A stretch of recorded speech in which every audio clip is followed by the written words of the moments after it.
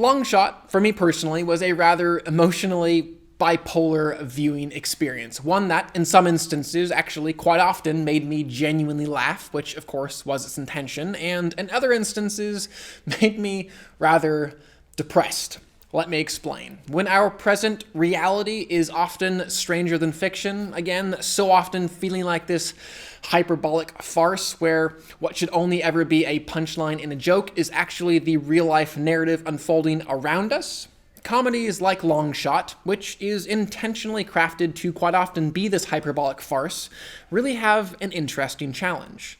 Again, in this world that we live in, is it possible for a filmmaker like Jonathan Levy, who directed this film, to both make a film that makes us, the audience, laugh uproariously by specifically heightening and exaggerating all the more the social, political, and cultural issues that are around us right now, and also make something that feels grounded and true, one that respectfully and helpfully allows us to process these issues rather than becoming all the more polarized in them. It's tough. It's really tough. And personally, I think that the filmmakers behind Long Shot did a pretty solid job of handling this, which again is why I thought it was appropriate that this film was equal parts humorous and depressing.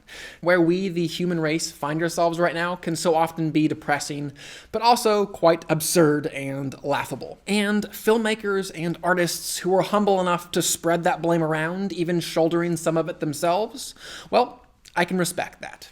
And using comedy to help bring us, the audience's, defenses down is an age-old technique that Long Shot proves is still just as viable today. And I suppose I should just come out and say it, I did find this film to be quite humorous, which primarily came from its outstanding ensemble led by Charlize Theron and Seth Rogen, and rounded out by other extremely talented actors like Diane, Raphael, O'Shea Jackson Jr., Bob Odenkirk, and Andy Serkis, who is completely unrecognizable in this film, although this time underneath some normal prosthetics instead of his customary CGI makeup.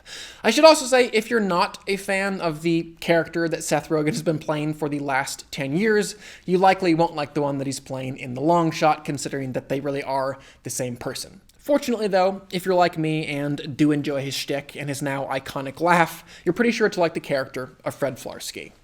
I was pleasantly surprised, too, that the directing on this film wasn't completely bland like it so often is on films like this. I really thought that director Jonathan Levy did a pretty solid job of bringing some cinematic flourishes to this romantic comedy.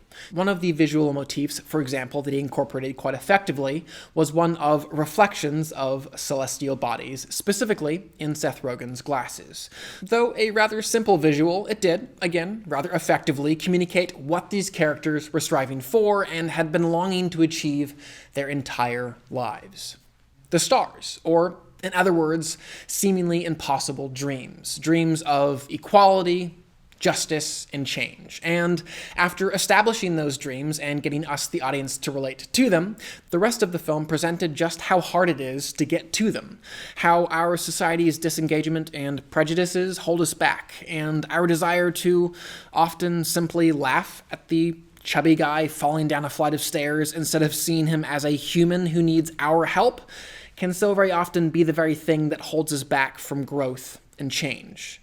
And it also presents to grow and to change is not going to be some walk in the park. It will require pain and sacrifice. I should say that even while the film does strive for these rather lofty messages and goals, it doesn't always do so flawlessly.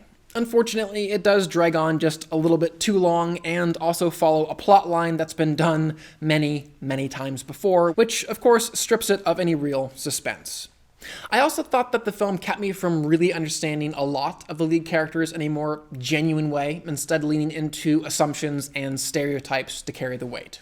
In the end, though, I did quite appreciate The Long Shot and a lot of the messages that it was at least trying to communicate. And for all these reasons, I'll give the film a 3.5 out of 5 and a heart. I would still love to know what you guys thought of the film, though, so definitely comment below and let me know. And finally, please do subscribe. I'm going to continue to review films and television on this channel, and I would love for you to stay up to date on all of those things. But for now, I'm Chris Hartwell. This is The Heartbeat. Thank you for joining me.